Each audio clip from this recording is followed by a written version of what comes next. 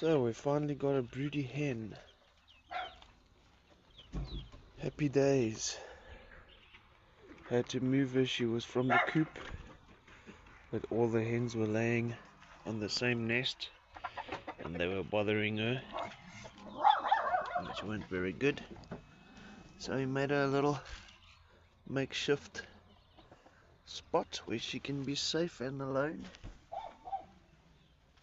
There's Mama Hen, chilling nicely. Let's hope she makes lots of babies.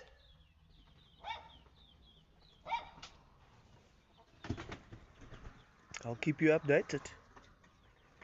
21 days from now, we should have some chicks.